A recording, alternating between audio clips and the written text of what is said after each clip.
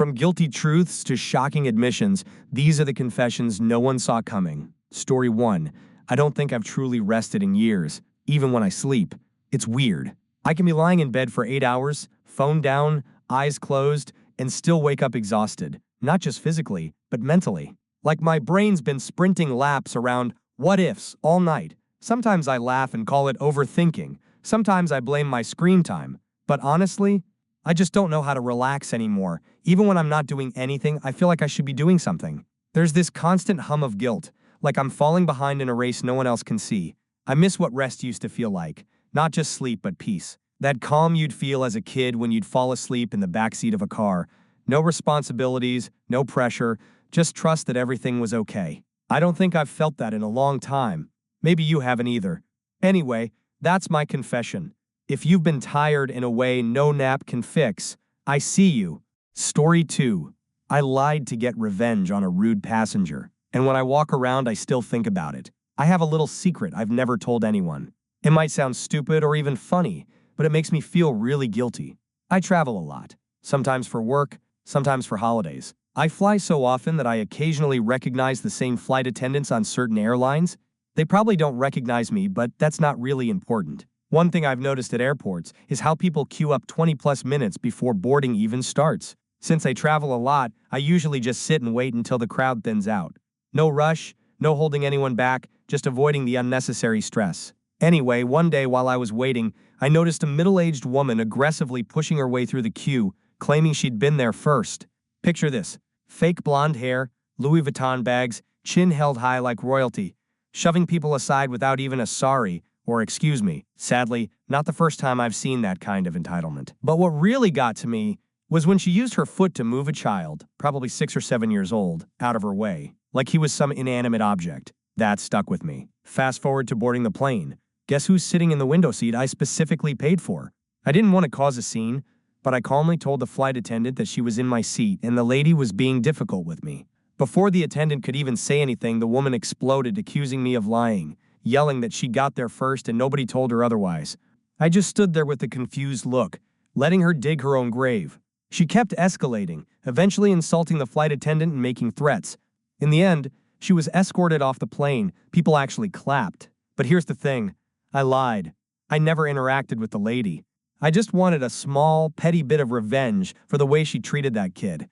And now I can't stop thinking about it. I know people have bad days. Maybe she was going through something awful. But because of me, she missed her flight, and I happen to know she had to wait 2 whole days for the next one. I don't want sympathy. I'm not looking for validation. I just needed to let this out. Maybe now, when I walk around thinking about it, I'll feel a little lighter.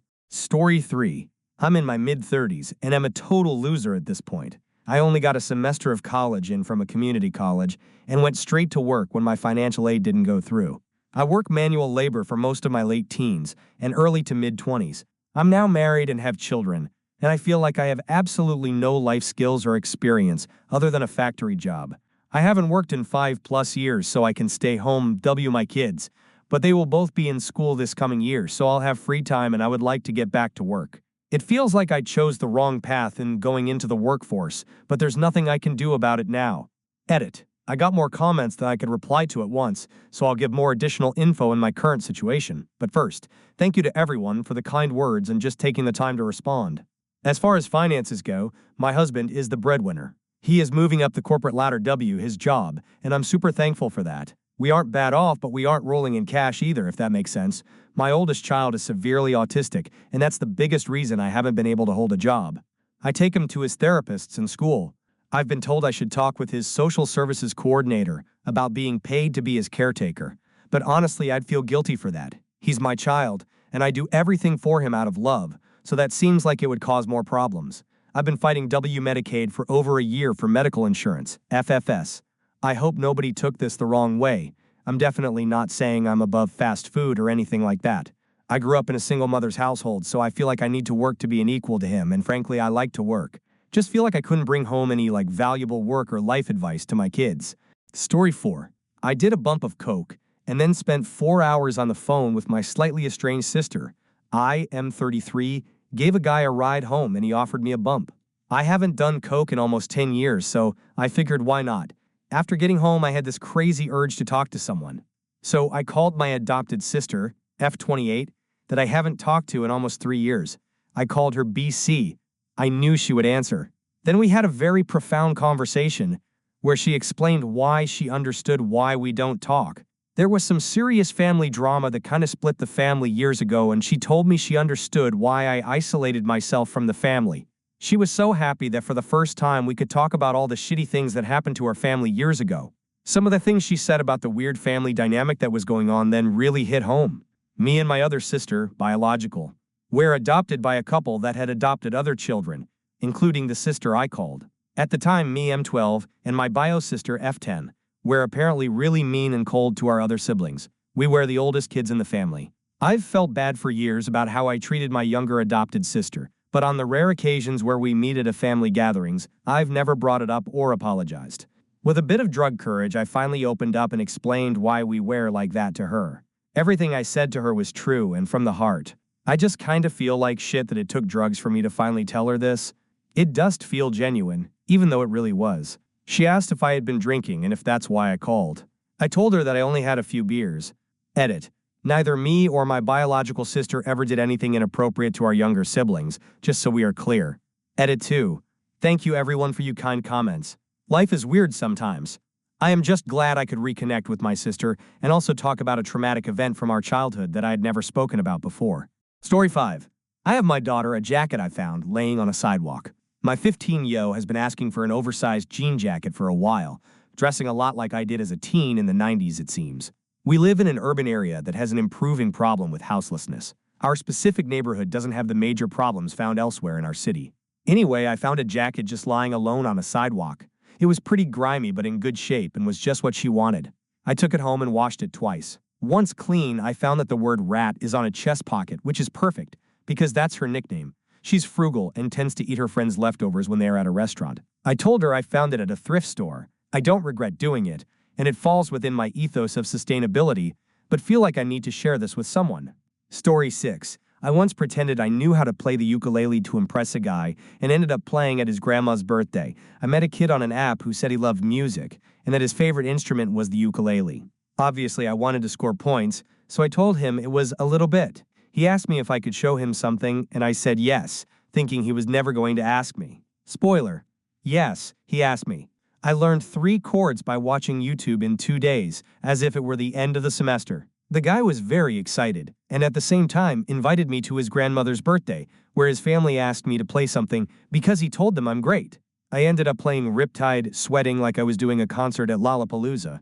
They applauded the same. I don't know if it's out of pity or love. We didn't see each other again, but I think his grandmother follows me on Instagram. Story 7. I have $300K in student loans, and I've been sending my GoFundMe to celebrities, philanthropists, etc. I have $300K in student loans, so I made a GoFundMe and have been sending it to celebrities, philanthropists, entrepreneurs, and so-called helpers of the world. It weighs on me every day, not just financially, but emotionally. It represents years of trying to do everything right by getting a higher education, chasing opportunity, believing that hard work would eventually pay off. But the reality is, I feel buried by this debt. I feel bad because it makes me feel like I'm begging, like I failed somehow, that I couldn't figure it out on my own, and now I'm relying on strangers, even rich ones, to save me. I definitely fucked up. Story 8. I was assaulted, and I haven't been able to tell anyone. I am currently a 16-year-old old girl.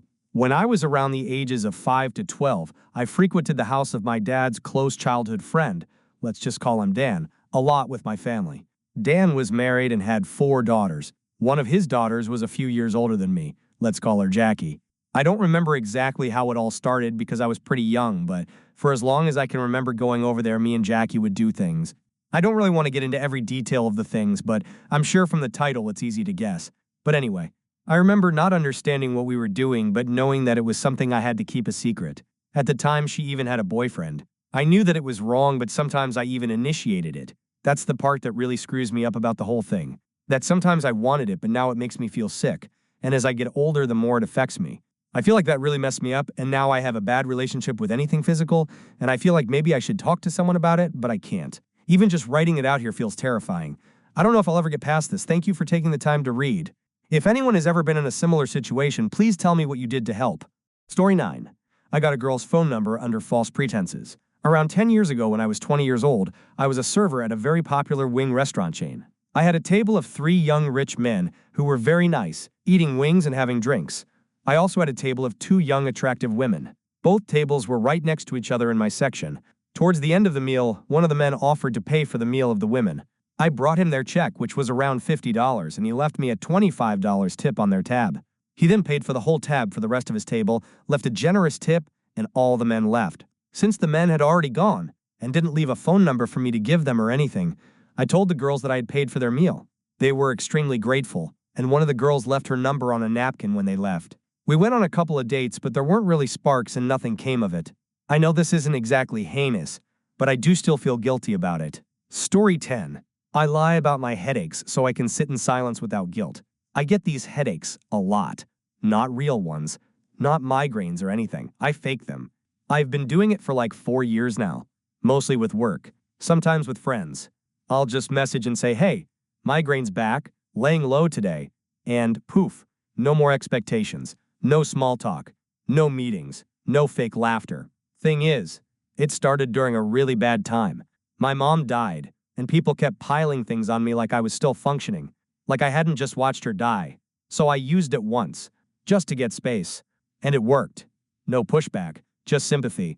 The guilt was unbearable at first, but also kind of peaceful. Now I use it when I feel nothing, or everything, or when I just want to stare at my wall and not explain myself. Sometimes I'll even dim the lights and lie in bed to make it feel more real.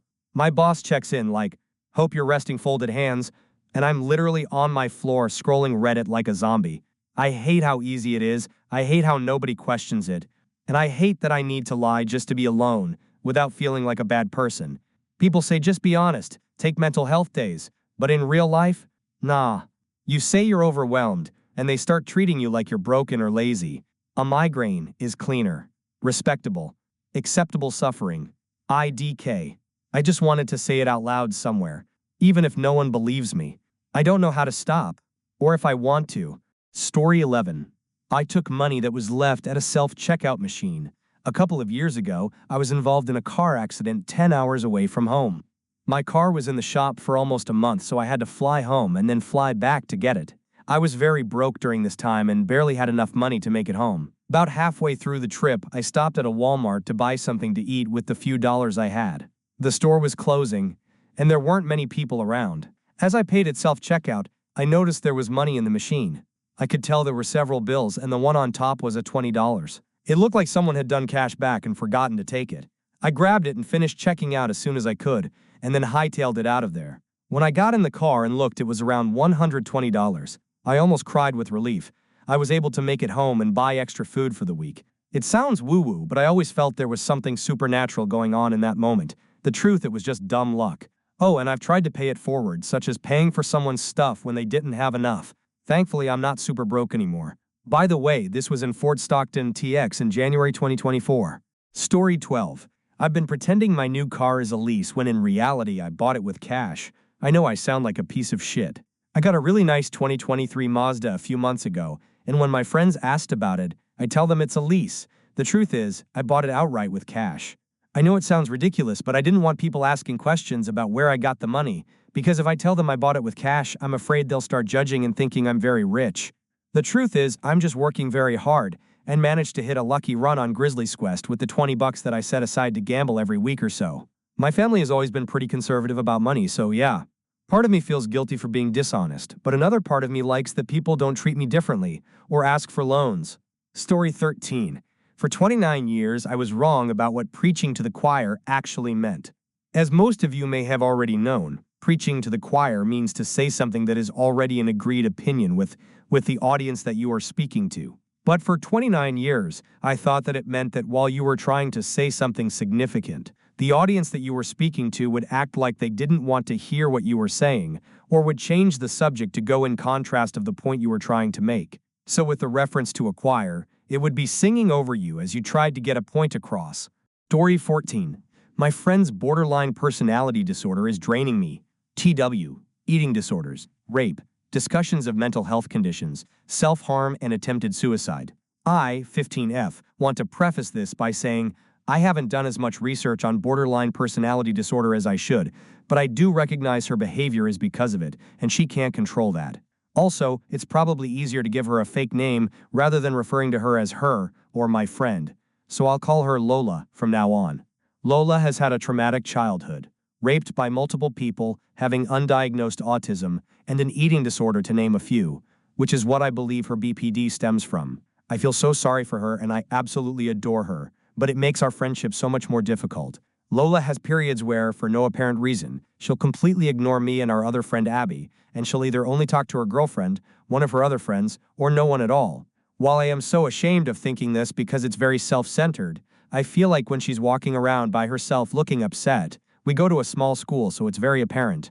Abby and I look like really shitty friends for abandoning her. While I don't think I'm the perfect friend, I would never wish for her to walk around by herself being sad, but when she's ignoring us we can't talk to her without her getting more upset, so we have no choice but to let her. I think this is part of splitting, and it only lasts about 3 days before she starts to talk to Abby again, and another 1 or 2 before she talks to me again. Her and Abby are closer due to knowing each other for longer, which is relevant. Adding on to this, she has a very passionate, probably not the best wording but they're very close, friendship with Abby, and sometimes I feel a bit excluded, which definitely contributes to my exhaustion. However, I have heard that people with BPD tend to have a person that they're strongly attached to, so I do understand it. I just wish she wasn't so outward about it sometimes. For example, Abby got her braces adjusted last week and she wasn't able to come into school because of the pain. She messaged the group chat to let us know, and Lola got so angry. She was telling Abby to fuck off and that she never wanted to see her again, and it was all on the group chat, so it was really uncomfortable. Lola ended up saying that the only reason she comes into school is because of Abby, and when Abby doesn't come in, there's no point. This was really upsetting to me because I feel like she doesn't value me and that she'd be willing to leave me at school by myself. She also didn't apologize to Abby for talking to her like that. Lola also talks about her trauma often. And I know I sound so self-centered right now, but sometimes it's really difficult to hear. She details her older brother raping her when she was 6, her time in a mental health hospital, her past with schizophrenia, self-harm, and suicide attempts. I've dealt with some suicidal thoughts in the past, so out of all of those things, that probably triggers me the most. I don't think she knows about them though, and I don't want to look selfish, so I just let her talk. And if I get upset, I try to excuse myself to the bathroom. I worry about her so much, especially when she mentions self-harming again. She's currently 3 months sober, or having suicidal thoughts. Because of this, I struggle to sleep, and then I can't concentrate in class because my mind is going a million miles an hour, so more often than not I'm zoned out, which stresses me out even more because I am doing GCSEs next year and I need to concentrate. I also struggle to remember to do homework, and I think Abby also forgets. We're both usually doing emergency revision or homework at break time. Lola has essentially given up on school, she doesn't do homework, and she failed the majority of her mock exams. I get stressed for her because she's so deserving of a good life, and I know GCSEs aren't the end of the world, but 2 years ago, she wanted to eventually go to Harvard to be a lawyer, and now she's planning on going to a low-achieving college in our area. She also has a large dependency on drugs. This includes alcohol, weed, cigarettes, and edibles. Her girlfriend also uses all of these drugs, which definitely doesn't help as when they're together that's all they do. While I know it's not like they're using Class A drugs, I can't imagine that's good for Lola's BPD, or just her brain development in general. This further worries me because when she's ignoring Abby and I during weekends or school holidays, all I can imagine is her overdosing, accidentally or on purpose, both of which have happened before. I'm not sure if this is linked to her BPD or from her past sexual abuse, but she's also, in the politest way possible, very promiscuous. Her body count is 10, and she told Abby and I that she's never used protection. While this isn't one of my top concerns, it still worries me as she could have an STD or get pregnant. She also told us she's cheated during most of her relationships. While dating her girlfriend, she's spoken to multiple different boys in a flirty way, such as saying she wants to sit on their lap. I don't want to come across as a prude, but to me that feels ridiculously inappropriate. Overall, I am so worried about her constantly. Sometimes I can't sleep and then I feel worse. But when I do sleep, I feel bad because what if something happened and I wasn't awake? Sometimes I feel like I should be trying harder to make her happy, but I don't know how. I'm constantly overthinking, and I don't want to accidentally say something about how exhausted I am, so I usually just let her talk, because I know that she's struggling a lot more than I am, but then I feel like I am being boring or unsupportive. Thank you for reading this. I definitely got a bit too carried away, but it was actually quite cathartic. In a way, I don't have many friends, and I don't want to worry my parents, so I don't get to talk like this a lot. Story 15. I have to get this off my chest. I know that I'm in the wrong. I, 24F, used to work on a cruise boat. I had a S/O at home who loved me more than anything. I met this person, 27M, who also worked on the boat. We'll call him R. R had a wife and 4 kids back home. We both made a huge mistake and started fooling around with each other, and before I knew it, I caught feelings for R. It's been a couple of years and I still think about him. I know it's wrong. I know it's disgusting. And I know I will never see R again. However, I can't find another man attractive anymore. I broke up with my S/O when I came back because of what I've done. I know I deserve to be alone for this, but God, when can I forget about R?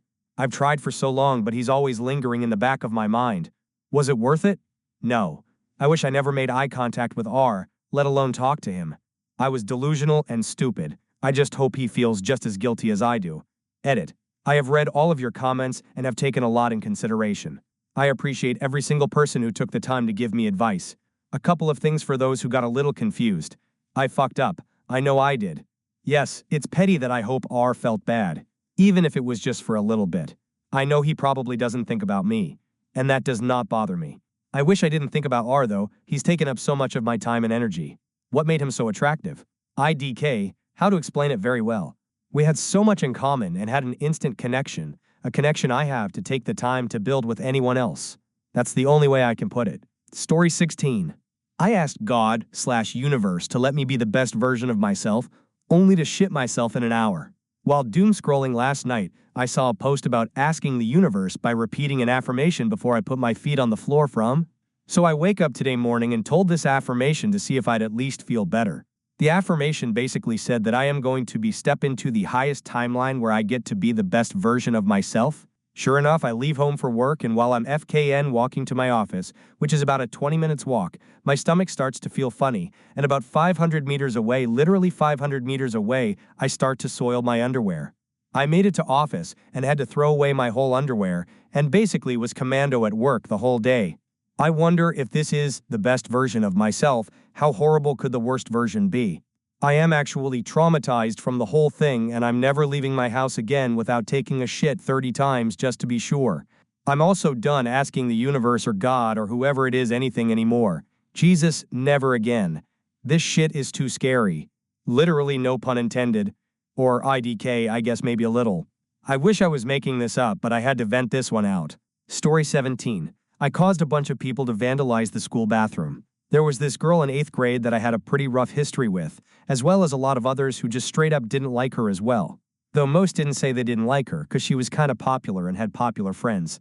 So saying you didn't like her would have made them not like you either.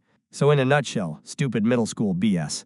Anyway, one day during 3rd period I got a stick up my ass and snuck a pen in with me to the bathroom. As I took a shit, I wrote in deliberately sloppy letters, "Name of person is a big fat smelly bitch" on the bathroom stall door. I didn't think anything of it and just figured the janitor would clean it off later, or SMTH, so I just went back to class. Well, the very next day, the principal gets on the intercoms and announces that the bathroom would be shut down till further notice. And I was like, no way they shut it down over that. Well, apparently after I left that little nugget of wonders, a couple of other guys came in and talked shit about her on the bathroom stall door too, saying she should KYS, die, and that they hated her. Nonetheless, the school investigated it, but nobody came forward or said anything. There was a few rumors of different people that could have done it, but ultimately nobody got caught, and 2 weeks later they reopened the bathroom. For the rest of the year you could vaguely see some of the words that couldn't come off with cleaner. Me and her became cool. A few months later, BC, we had mutual friends. Even now, with us in high school, I still never told her it was me, and I still don't know the other individuals that followed in my lead. I already was in deep shit with the school for various reasons, so yeah, I've never told a soul it was me, out of fear of someone snitching. Now that I am in high school, it doesn't matter. Story 18. I went to my gym sauna completely naked, and I'm about to do it again. My gym has a sauna that you have to schedule to use, a one-man sauna, for 30-minute sessions per person. The sauna is located in a small room, has nice red LED lights, and of course, a wooden bench to sit on inside the sauna. Just the other day I went in, locked the room door, undressed to my boxers and hopped in the sauna. As I was in there, I realized I didn't bring a plastic bag, and I didn't want to put my nasty sweat-drenched boxers in my gym bag once I was done. So I took them off, set them aside, and was completely nude sitting in this sauna. I was so nervous there were cameras or the door was unlocked and someone would walk in, which neither occurred, thankfully. Am I gross for this? After each use, there are towels provided to clean the sweat off when you are done.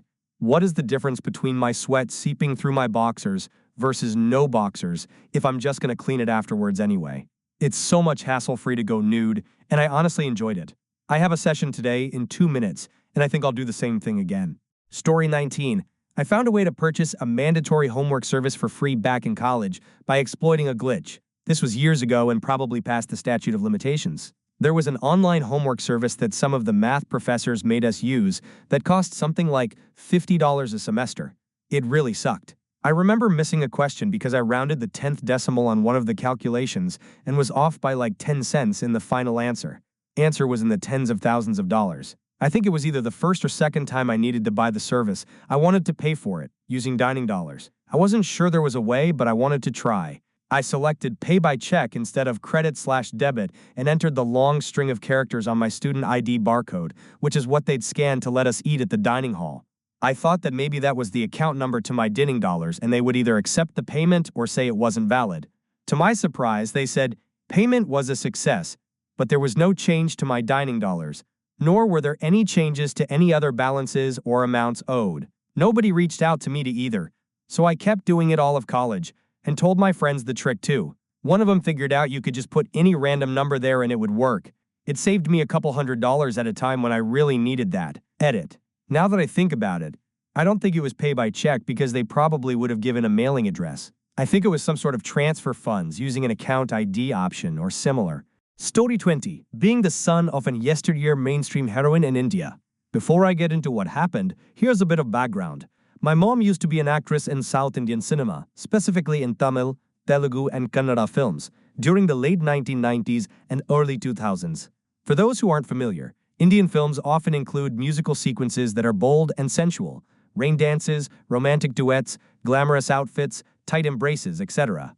Back then, she played roles that required her to wear swimsuits, dance in wet saris, and act in passionate scenes with male leads. She wasn't in the industry for very long, but she worked with some big stars, and a lot of people saw her movies in theaters. She had a strong fan following, and in those days, it wasn't uncommon for audiences, especially men, to whistle and cheer loudly during her scenes. Her screen presence was bold, glamorous, and unapologetically sexy. Eventually, she left that world behind. She married a Malayali businessman living abroad and has been a quiet, family-oriented woman ever since. To everyone around her now, neighbors, friends, even extended family, she's just a kind, warm-hearted mom and wife. Nobody really knows about her past life in film. Now, fast forward to the other day. I was casually scrolling YouTube when a thumbnail caught my eye.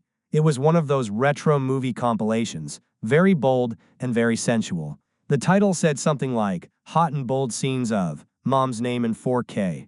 I clicked, half curious, and there she was, my mom. It was a compilation of her old movie scenes, edited in a very erotic style. Slow-motion close-ups, dramatic lighting, intense romantic moments. She was being kissed, hugged, her neck gently bitten, her waist touched, all by her male co-stars. The video was clearly meant to highlight the sensuality of those scenes, with music and editing that made it even more striking. Watching it, I felt something I never expected. I knew it was my mom, but the way the video framed everything made her look so bold and beautiful that I felt weird.